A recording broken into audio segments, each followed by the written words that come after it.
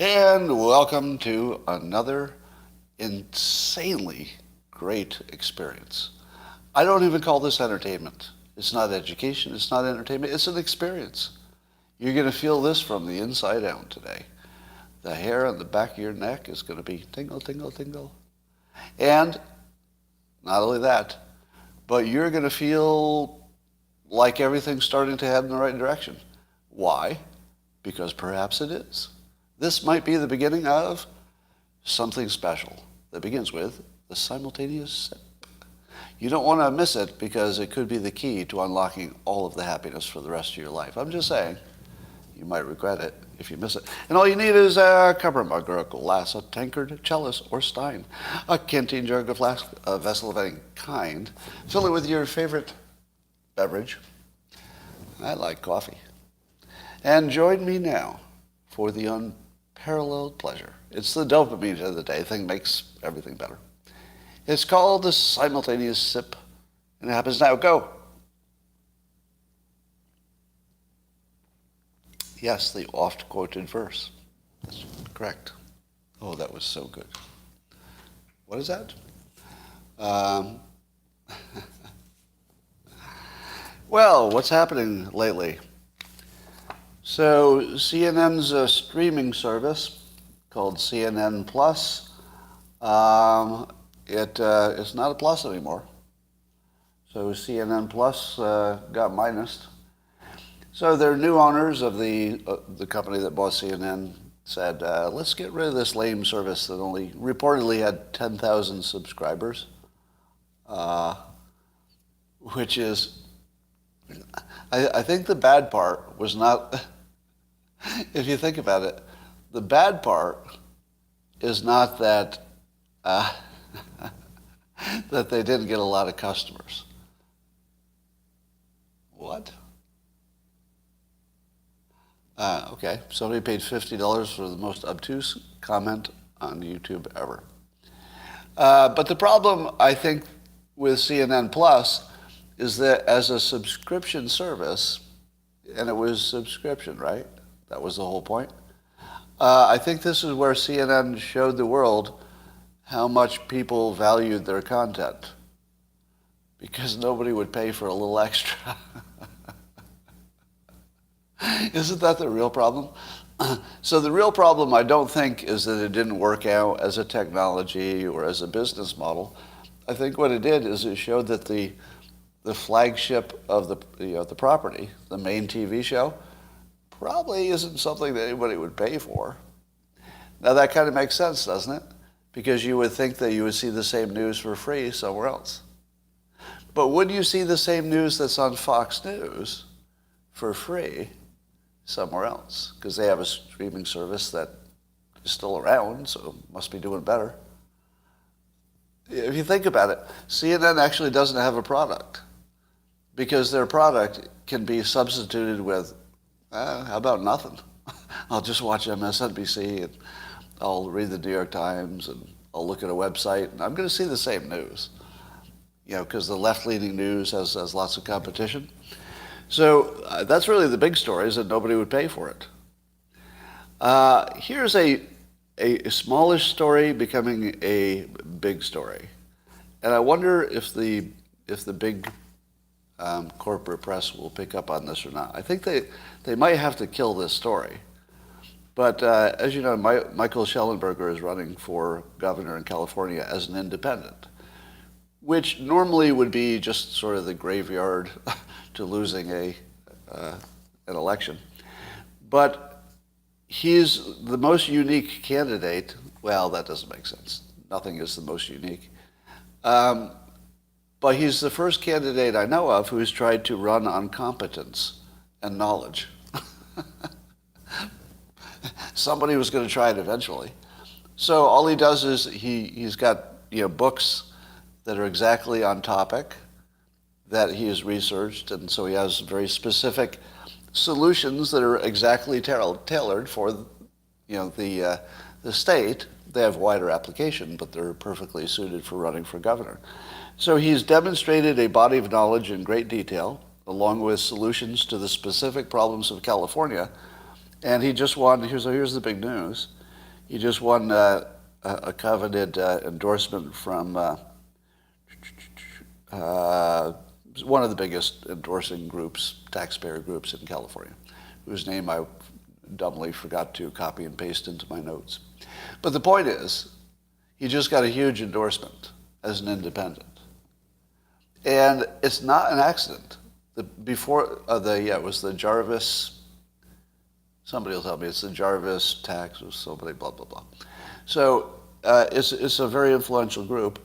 And the fact that they liked him and their orientation is taxes, that's a pretty strong endorsement, given that he's coming in with lots of solutions for, social problems.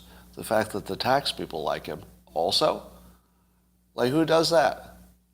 Like who gets an endorsement? Well, who comes in with specific proven solutions for social problems like homelessness and drug addiction, and drug addicts on the street, and but also climate change. Not from a panicked perspective, but from a practical perspective of what you can and cannot do and what works and what doesn't. So he comes in with all these things they're really designed to fix the problems that the people on the left would also say are big problems. And he gets an endorsement from the people who like low taxes. It just shows you that his solutions don't require a lot of money. And they work. So they read all of his books and said, okay, these are practical solutions that don't look like they cost a lot of money. And boom. I mean, this is a really, really big deal. And it's probably it's teetering on the edge of the larger corporate press, noticing that something's going on here that's not like anything else. Yeah, do you know what makes a story? You've heard, it's not a story if a dog bites a man, because that happens all the time, but it's a story if a man bites a dog. So the news is always looking for somebody who's doing something not just better, because that's not really news, and not really just more of it, because that's why you don't see a lot of reporting on the details of like shootings every weekend, because it's sort of the same story, there's just more of it. So that's not as newsworthy as other stuff. But when somebody does something in a completely different way, like AOC, AOC was sort of a story of, the way she did it, wouldn't you say? Because she did things differently, that's what was exciting. Right? She was young, she just had everything going on to make it something that was different. But Shellenberger is doing the same thing in a far more directed way, like directed solutions way. And nobody's done this. I mean, correct me if I'm wrong, but nobody's even tried this. Nobody's tried to demonstrate great mastery of content with specific solutions and then run for office. Am I wrong? I don't think it's ever been done. And if it has been done, I doubt it's been done this well, because it's so directed at things that Californians care about. Anyway, it's going to get big. So let's talk about, do you all know the background to the story about DeSantis fighting against Disney and taking away Disney's special status because Disney opposed the so-called Don't Say Gay law, which isn't really a Don't Say Gay law. And are you following this whole story, everybody? So I don't want to give you the whole background, because most of you probably are familiar with it. So you can Google it if you need to. But here's my take on it. So even Fox News uses the word retaliation as for why DeSantis wants to remove from Disney some special status they had where they could control the land and the area that they owned without as much government red tape and interference. Now, my understanding is that when it was first granted to them, it was because it just made everything easier. They just didn't have to go through all the government red tape to do things that, probably made sense. And it was good for the state. And, Florida got lots of tourists, and Disney got their work done cheaper and easier. And I don't know, maybe some tax. Do they have some tax benefits too? Something like that. So I don't know the history of it, but here's the thing. I could not argue that it should or should not exist, because I'd have to look into it more deeply, but I don't care about that at the moment. If you're doing something in the political realm that even the people who are on your side call retaliation, I feel like you should be impeached for that. And otherwise, I think DeSantis is sort of a superstar. I mean, I could easily imagine a DeSantis presidency that would do a lot of good stuff that would not be crazy and wouldn't be as divisive as maybe other people. Anybody you're thinking of? So I have a very high opinion of DeSantis. And now, hold on. Have you heard my argument yet? I'm seeing the critics already descend. But I'm going to get to your point of view. I promise you, I will try to characterize your point of view as accurately as possible. If you'll allow me, just hold off, right? Okay, because this isn't the place you come to for the reflex opinions that are going to look like everybody else's opinions. You wouldn't be here for that. Right? Now, so the argument in favor of retaliation would go like this. And see if I can characterize this for you as strongly as you'd like. The argument for DeSantis would be you really have to push back every place you can. Otherwise, the left, if they get an inch, they'll take a mile. You've seen it a million times. Nothing matters but power. It's all about power. And if you let them push you and you don't push back, then the whole thing falls apart. Is that strong enough? Does that capture your general opinion? Okay. Now, I'm also going to start agreeing with you. So now I've described your opinion. Now, somebody called that a straw man? Was that a straw man? I thought that was actually a steel man, but is that a straw man? I feel like that's a strong argument, so I'm going to now agree with it. In my opinion, the argument that you should push back against anybody who's trying to continuously push you, right? We're not talking about like a one-off situation that you might treat differently. I'm talking about like a permanent power situation where one side's always pushing you. They're just always pushing you. I would think that it's a perfectly strong and valid argument based on history and human psychology and motivation and basically every observation in science we know, that it makes sense to push back. Are we all on the same page? So far? Is that a straw man? I'm not sure if I can satisfy some of you people. How much more can I agree with you? All right, here's the but. Do you think there could ever be an exception? Do you think there should ever be an exception? And I would say there should be one exception.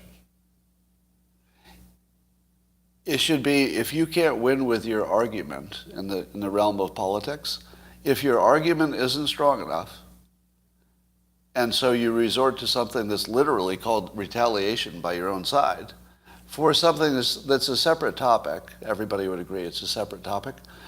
So retaliating against Disney right in front of us, right in front of the public, there's nothing being hidden here. A separate topic, just for the power balance to push back, I feel is impeachable. Hold on, let me make my argument. You haven't heard my argument yet, okay? How many of you liked Ronald Reagan? Pretty good, right? If you're a Republican or you lean right, probably you liked him a lot. Now, what was he really good at? Well, one of the things he was really good at is making his case. So, what is a better strategy? Making the better argument or retaliation? Now, if I put Reagan into the example, and I'm not even talking about a specific policy, suppose you had Ronald Reagan, and he could just make the better argument, or he could get some retaliation in an unrelated area. Which would be the better strategy? Well, I would say the strategy is to win. The strategy is not to retaliate. Do you know what retaliation is in this model? Because all of us are spectators to a spectator sport that we kind of like, don't we? Admit it. If you're watching this live stream, it's probably, for most of you, is because you sort of like the entertainment element of politics as much as knowing what's going on. And if you like the entertainment element, what is that little reward you get when you watch entertainment? What's the reward for any kind of entertainment? It's dopamine, right? I mean, I might be wrong about the chemical signature, but you get a little chemical hit, right? It's like a reward. If your team wins, you get a little chemical boost. It might be testosterone, but it's like a little high, right? A little testosterone when your team wins, especially. So when you see your team retaliate, how does that feel? How does it feel? Just forget about the strategy. We're not talking whether it's a good idea. Forget about the policy. Forget about the specific topic. But how does it feel? Feels pretty good, doesn't it? Feels pretty good. So, if you like to feel good, then DeSantis's retaliation is exactly what you wanted. And if that's what you want, I guess I would support you in that. If you like it because it's delicious, and you know what you like, and it's an entertainment sport, and you're just saying, you know, it would just really feel good to see DeSantis kick some ass, wouldn't it? It would feel kind of good. All right? So you can get what you want with the retaliation. Now, personally, I just have a different preference because I didn't get the dopamine hit. I don't know why. Don't know why. But I'm watching the same story you are, but I didn't get a dopamine hit. Like when I heard that he was using it, retaliation, that word just triggered the fuck out of me. Like, I don't know, just something in my brain just went, what? What? I'm paying somebody? Meaning, not me, I'm not paying DeSantis, but taxpayers. Taxpayers hired a guy, a person, and that person is telling us right in front of us that on our dime, he's getting retaliation. Fired. You're fucking fired. You know, I'm sorry. I didn't hire you to give me a dopamine hit. You're not my fucking drug dealer. I want you to win. How about winning? I hired you to fucking win. All right? If I care about this issue, the law in the school, let's win the fucking thing. Let's do it right. Let's do it like Reagan would do it. Let's do it like Clinton would do it. Let's do it like fucking Obama would do it. Do you know how Obama would do it? He'd argue it better. He'd do a better job. Do you know how Reagan would do it? He'd argue better. He'd do a better job. Do you know how Trump would do it? He'd argue better. He'd do a better fucking job. DeSantis just apparently whiffed on this or something because he didn't feel like he was winning, and so he's going to retaliation. That's weak. That's weak. He can't win his own argument. That's weak. So to me, it looks weak, and I wouldn't hire a guy to retaliate. If he were your employee, let's say he was let's say you were a owner of a plumbing contract company, and one of your employees told you straight out, I decided to retaliate against one of my customers because then word will get around and maybe the next customer won't treat me the same way. Would you say, well, good job. You really have to retaliate against customers because if you don't retaliate against a customer, the next one's not going to respect you. No, you would fucking fire him on the spot because you don't hire people to retaliate. It's not a good strategy. It's not a winning strategy. It's a dopamine drug strategy. You don't hire him to be your drug dealer. DeSantis is your governor. He's not your drug dealer. He's not there to make you feel good. He's there to win. Now, winning should feel good, but win the right battle. Like, don't win the bullshit. All right. So, let me say again. If you like it because it feels good, but you're also aware that that's what you're on about, that's okay. I mean, that's okay. If you know exactly what you're in it for, then that's cool. And let me say again that I think that DeSantis is a superstar. I could easily support him for president. Yeah, because I think he's more commonsensical than anybody else. I feel like he got bad advice on this one thing, unless it's purely political, and I'd hate to see him. Of course he's a political animal, and there's no denying that. But I feel like this is just putting dopamine over winning, and I just never want to do that. So let me ask you this. If we all accept the idea that you should push back on people who are pushing you, would you accept that there could ever be an exception where the strategy is more important than the dopamine hit? Do you buy that frame? And if not, what would be no, don't just say something bad about me or that DeSantis is good. These are just generic things. Just stop saying generic things. Be specific. Well, what would be wrong with that frame? All right, I get way too many comments to... Scott is triggered by a word meant to trigger. Well, remember, the word came from the entity that likes DeSantis the most. It was the Fox News word. If CNN had said that DeSantis had been retaliating, I'm not sure I would have taken it seriously, because I would just say, oh, that's just how they're framing it. But if his own side is framing it that way, it's probably a little closer to the truth.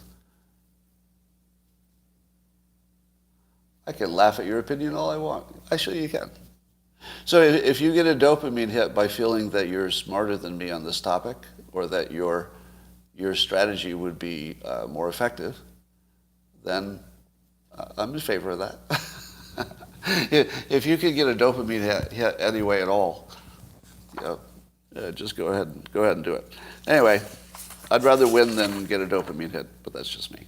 Yeah, Elon Musk wants to start a city that I think would be called Starbase, and it would have to get the approval of the people who already live there. But the idea would be to have some kind of, local control and design and engineer an awesome place to live so that he can attract, high quality workers for his own companies. And have I ever told you that had always been my dream, to design a city? Because our cities are all wrong.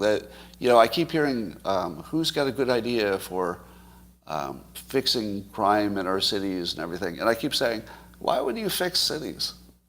You can't really fix the cities. You could barely put a tourniquet on them. I think cities are just going to die, because unless you start over, there's nothing about a city that works. There's just too much population, to transportation, to everything's in the wrong place, and I don't think you could fix a city. But I've long said that the next phase of human, let's say, civilization, will be to start from scratch and design towns and cities and even blocks and even the house itself in a very A/B tested, human-centric way until you can build an insanely good place to live that doesn't cost much. Now that might be the thing that Elon Musk could bring to a city design. Imagine any other way to build a city. What happens? You bring in private companies whose job it is to build, let's say, homes. And you say, give us the best bid to build the cheapest home. Well, even the best bid is going to try to make the most profit they possibly can. So they're going to build the house that specifically they know how to build, and they can already do it, and they can just outbid the other people. They're not going to build you the city of tomorrow. You're basically going to get the same houses, but somebody's going to give you the cheap one, if money is what matters. But Elon Musk and maybe he alone. Again, we keep running into situations that only a few people could handle. But maybe Jeff Bezos could do it or something, but Musk could do it. And imagine starting from scratch and saying, okay, what must the city have? Like, what are the specifications, starting with a human being, and even starting with, which human beings? Are you going to favor, children or single people or all equal? Do you make different models for each one? So you start with the very specifics of what a person needs, and then you design their house, or at least their living structure, or whatever it looks like. And then from the house, you figure out what type and kinds of houses should be like right next to it. And should they be up in a building where you never see anybody except in an elevator? Or should it be arranged in a way that you have some forced but optional, I guess let's say frequent but optional interaction with your neighbors in some way that is good? And maybe you design what types of houses for types of families. So let's say a blue house is only for someone who has kids, because then you want to put the blue houses together, because then the kids could meet each other and everybody's happy. And there's always somebody who says, I hate this. You don't have to live there. I didn't say it's the one place to live. Everybody thinks if you describe a product, they just say, well, I'm not going to use it, so screw that product. It might be good for other people. Anyway, I think you could take the price of living down by 90%, and I think you could take the quality of life up to the point where both drug addiction and loneliness and mental health would be cut in half. I think you could do that with physical design. I'll say it again. I think a physically engineered city, engineered in a way that, and Elon Musk would do it, I would imagine. You start with the specifications of the human and then work out what the city looks like to support it. Nobody's ever done that. Nobody's ever even come close to doing that. And I can't even imagine anybody else who could do it. But he could sort of do it easily. I don't even think it would be hard. He just, pull together the people who know how to do that stuff, throw a few billion at him that he has laying around, do a little, no, nothing like Levittown. Okay. Let me say, if what you thought of was Levittown, you're really, really far from what I'm talking about. I mean, that's like, Levittown was like a 2, Elon Musk could design a 9 or a 10. They wouldn't be comparable in any way. So, that's coming, could be interesting. At the beginning of the Ukraine conflict, I said that Ukraine might be better off than people thought because they would have new tech, military equipment that NATO and the United States would make available to them. I speculated, and that it could make a big difference. Now, I'm not so sure that the new, what would you call it, sort of secret stuff. What's the word for secret technology? There's some other word for it that they use. Anyway, but there are 2 things that we don't know too much about that are being shipped to Ukraine. One is called a ghost drone, or Phoenix ghost drone. Now, classified, right? It's classified. I think that's the word. So I think it's classified, meaning that we don't know what capabilities it has. Also, there's an unmanned boat. I guess you'd call that a drone boat, wouldn't you? An unmanned boat would be a drone boat, wouldn't it? So, so both of these things are apparently being delivered. And I think the ghost drones were supposedly designed especially for Ukraine. And then maybe they're anti-tank and anti-personnel, but I think people are guessing. Yeah, are the drones submersibles? That's a really good question. Really good question. I don't know. So here's what I had speculated Ukraine would have access to, although maybe it's taken longer than I would have imagined. But they may have now the good stuff. the phrase I used at the beginning, that tech-wise they might have access to the good stuff in a way that no other military has ever had. Like actually weapons that no one's ever used. And Ukraine is going to have access to them. Because part of my speculation was that the weapons manufacturers would rush the good stuff into the fight to see how it works. Because that would just be great for them if it did work. And if it didn't work, maybe nobody would notice. Better than nothing, right? They'd be happier that you tried than if you didn't. So, yeah, it could be just a whole gigantic weapons testing ground, and that's the real reason for the war.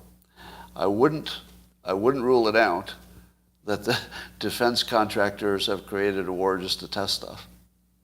Like, as crazy as that sounds, like you would love to say, well, that's not going to happen. Like, that's way over the line. That could never happen. But I think it could. I'm not saying it did, but I think it could. So here's my question about these classified drones. Let's take the one that's in the air. Seems the more important one. Is the one that's in the air, let's say you had a drone that could just fly longer and was stealthier and could hit whatever it wanted, would return to base and just turn around and do it again. Something that could just like do mission after mission, and every time it would get away with it, and every time it would hit something.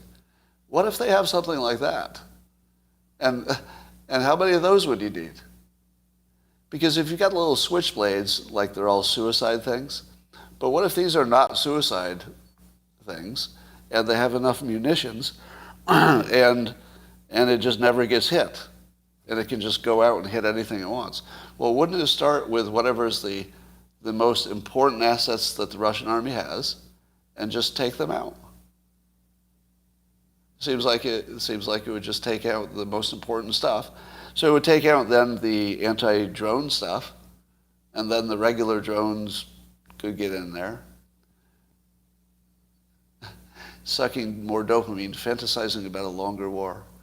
You know, there's no doubt about the fact that we are sick people who are looking at the war as an entertainment property.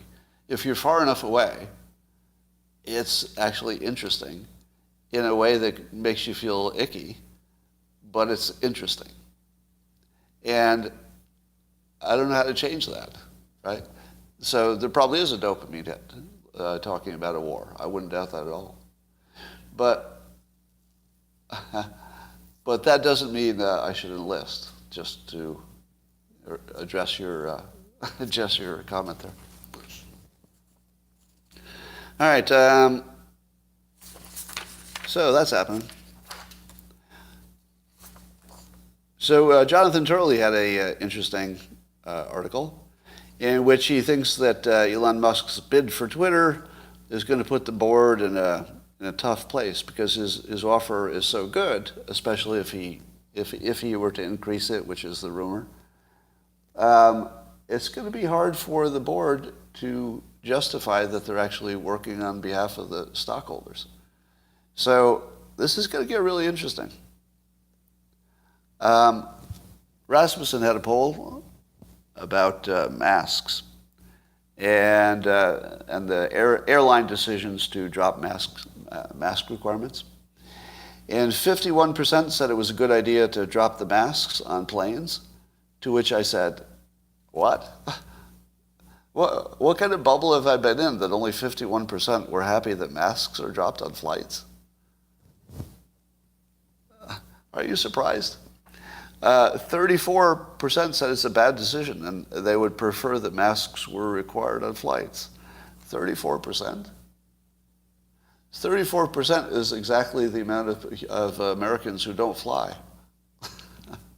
I don't know if that's true, but I'll bet it's close. All right, somebody who can Google really fast, find out what percentage of the population actually flies, who would be adults, who would answer a poll. So percentage of adults who fly. I have to think that at least 34% don't ever fly, right? So isn't it the people who don't ever fly who just say, screw them, make them wear masks? With these polls, I never know exactly what's being measured. It could be jealousy. We might be seeing a bunch of jealousy where the people who never are going to be on a flight and they know they're never going to fly because it's just too expensive or for whatever reason they're never going to fly. They're just like, yeah, they should wear masks on those flights. Totally. They should totally wear masks on those flights. All right. This Johnny Depp story is just it's so horrible. I can't look away. So Johnny Depp and this, I guess he's suing Amber Heard because she wrote a story that seemed to suggest that he was physically abusive. And so he's suing her for saying that. And so in order for her to win, I guess she would have to show that he was physically abusive. And in order for him to win, I guess he has to show that he wasn't, and maybe that she was. So he has shown that she was physically abusive. So apparently his audios do make that case. But there's one audio in which an email message or something, in which he did say something about, fantasizing about her burnt body and being dead. And so his fantasizing about her being dead is being used as, an indication that maybe he's an abuser too. But having heard what Amber Heard did, this seems well confirmed because she's admitting it on audio. Don't you think it would be not entirely out of reason to at least have the fantasy of some bad thing happening to her in return? But there's no indication that he acted on it or planned to act on it. So the best defense that Amber Heard could come up with is that Amber Heard was such a monster that in his private thoughts he wished that she would just burn to death. And I'm thinking, I don't know that that's an indictment of Johnny Depp. That sounds like that even though Johnny Depp had imbibed a lot of alcohol, he still knew what he was dealing with. And maybe his private thoughts, as opposed to his actions, which apparently there's no indication that he did anything abusive that I've seen, I feel as if that wasn't an entirely uncalled for opinion of his. So I'm not sure it worked exactly the way the Heard defense hoped it would. Because I think a lot of people heard the things that she did and said and how she treated him. And when he said something like he would F her burnt corpse just to make sure she was dead, I think a lot of people thought to themselves, well, you got to do that just to make sure she's dead. But not in real life. We're not talking about real actions. We do not approve of violence. Ever. All right. She put down a cigarette on his face. Has that been proven? Yowzer. I don't know if that's been proven. All right. So what else is going on? Have I completed my mission of the most important live stream in the world? It made some of you mad, but that's why you come back. I had a philosophy teacher who used to talk about when you have a loose tooth. Have you ever had this thing back when you were a kid, and you would be losing a tooth, and so you start playing with it with your tongue, and it would hurt?